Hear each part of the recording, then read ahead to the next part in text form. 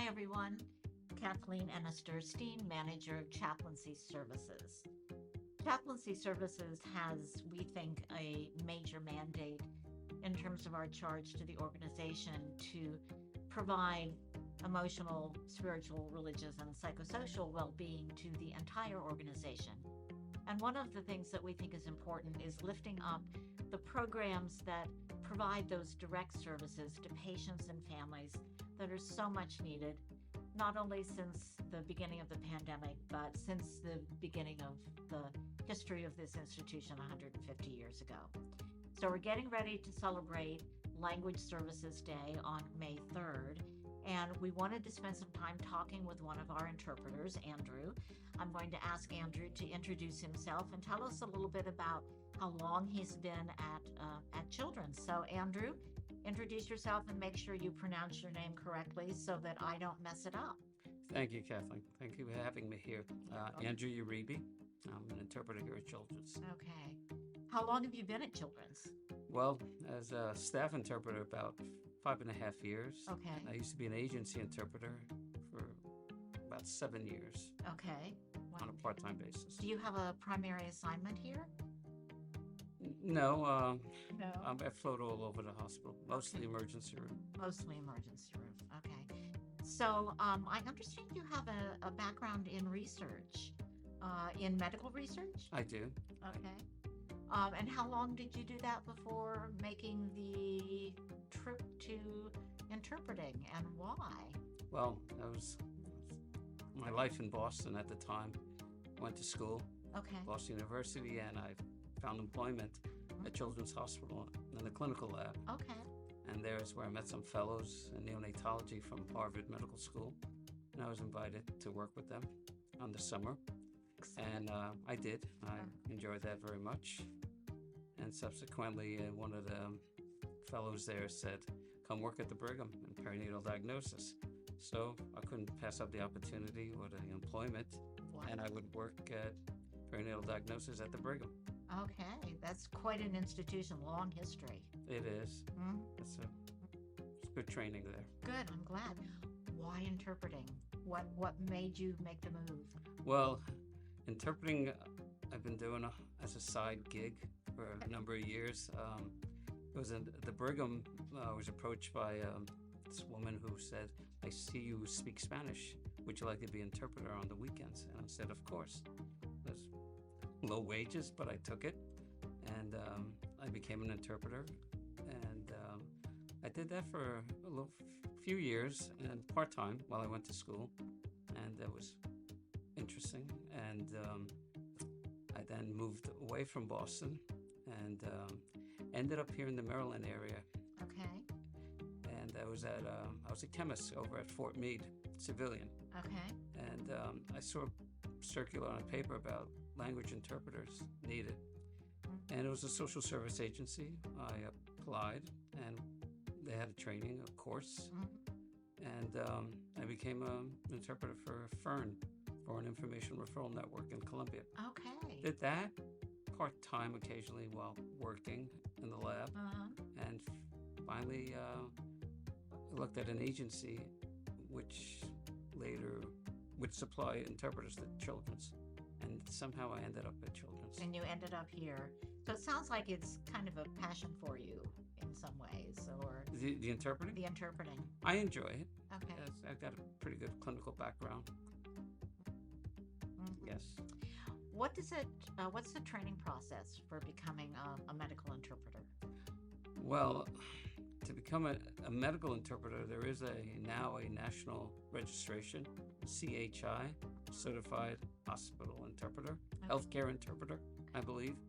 And it's a course and it's an exam. There's also one other 40-hour course called Bridging the Gap. So there are a couple of certifications recognized that you need to become an interpreter. Okay. And why do we call it interpreting rather than translating? Well, interpreting is verbal, Okay. while translating is written. I see. Okay. I didn't recognize that distinction. All right. And that's the only reason behind it, you think? Yeah, translation. There's legal translation. And then of course there's medical translation. But I do face to face, simultaneous, consecutive.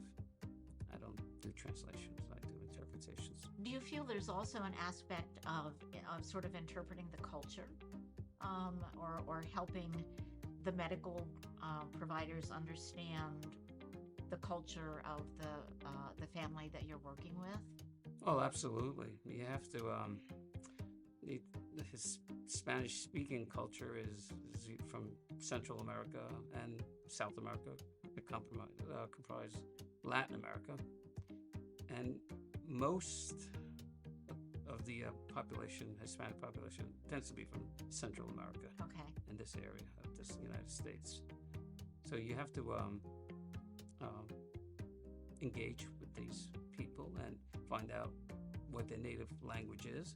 It could be Spanish, it could be Mum, which I don't translate, but you have to look into that. Okay. Besides language, are there other ways in which our interpreters here kind of serve these families or help them identify needs, or are your responsibilities strictly to the medical interpretation? Well, that depends on the interpreter. Okay. I think we are the face of the hospital for these Hispanic patients and families, and some days it's 35% of the population in the emergency room that is Spanish speaking. Really?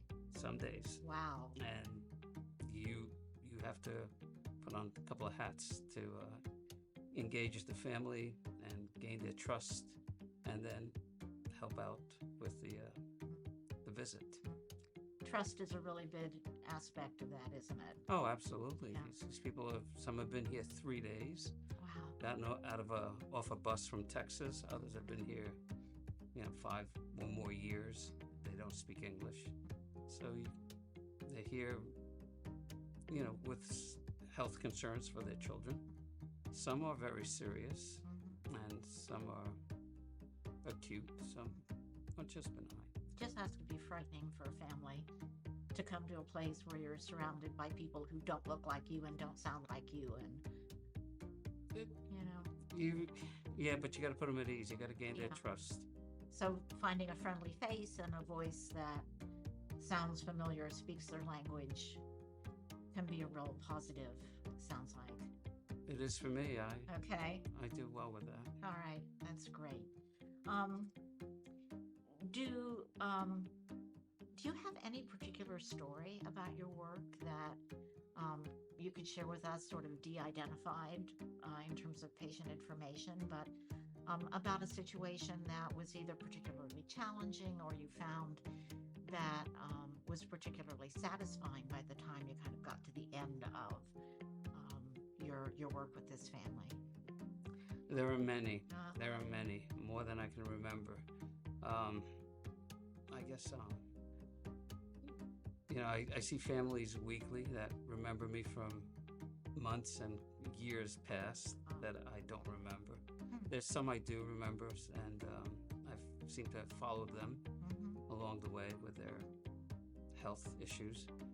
But not too long ago, there was a 13-year-old girl who had ALL back at a younger age, and she recovered really well, but then it came back. Oh my.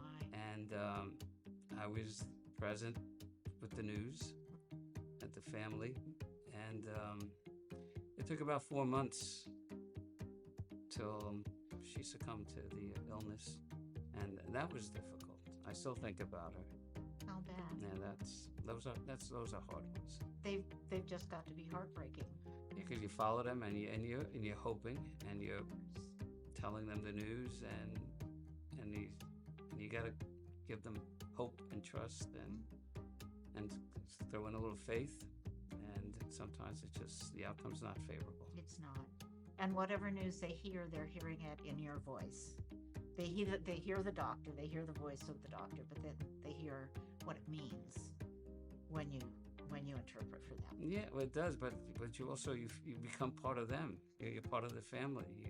You see them suffer, and it's hard. no question about it. That's hard. How do you take care of yourself? How do interpreters generally take care of themselves? Well, I've got a busy life outside of here, so Okay. Okay. no, it's if you love your job, it's no longer work, and the hours are here. I have many outside, Good. enough to keep me busy outside of here. Good.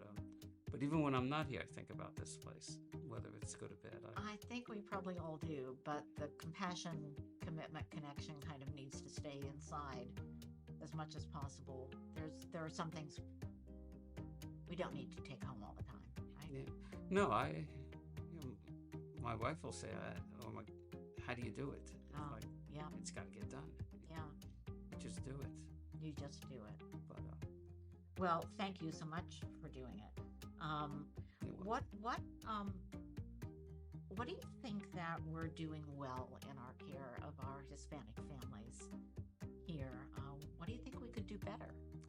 well, what we're doing well is that there is 24 hours of Spanish language interpreters in-house. Okay. That's a service. And there's staffing in the hospital and in the emergency room. Although at times not quite adequate, then we rely on agency interpreters, Right.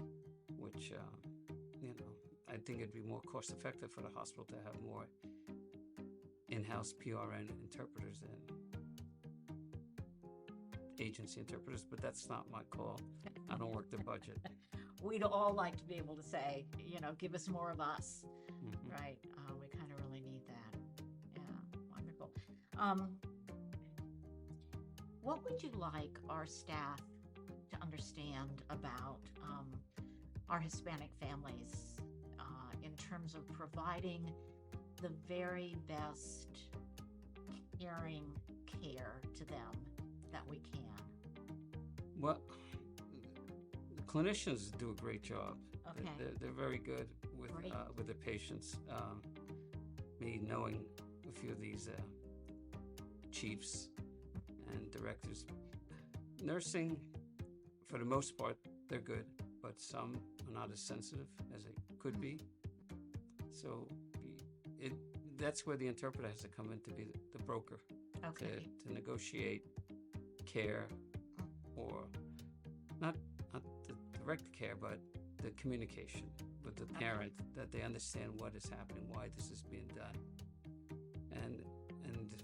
and to be treated with decency, respect, which some feel that they're not getting. So you have to be a broker Like that. and communicate. And communicate. And back and forth, it's communication. Yeah. Wow. You grew up speaking Spanish? I did. I was born in Colombia, South America, You were born in but I grew up in New York City. Okay. Is there a New York City dialect of Spanish? No, there is not. No, there is not. No. Okay. No. All right. I wondered if you could speak it. Well, 60% of the New York City population that speak Spanish, but that's mixed between Dominican Republic and Puerto Ricans and other Latin Americans. So. Okay. But somehow my New York accent's with me. Your New York accent is with you. And when I speak Spanish, that many parents will say, "You're from Colombia." Really? I guess I have a Colombian accent. I don't know. Okay. I don't know exactly what that means. There are only a few accents that I can identify. Argentinian being, I think, maybe the only one I feel sure about. Mm-hmm. Or Spaniards. Or Spaniards, right. At any rate, we're just so grateful that we have this cadre of in-person, face-to-face interpreters here for our patients and families, and so glad to see how the program has grown since I've been here over the 20 plus years I've been here, from like 1 or 2 to 30 or so folk on staff. And so thank you for your work with our patients and families, for all of your colleagues. We really want to celebrate you all on Language Services Day coming up next week. And just hope that you really are feeling celebrated by the entire institution for the good and hard work that you do. Well, thank you. That's very nice. Thank you so much, Andrew. It's really been a pleasure to get to know you and have a few moments to chat. Pleasure. Thank you All right, thank very you. much. Thank you all.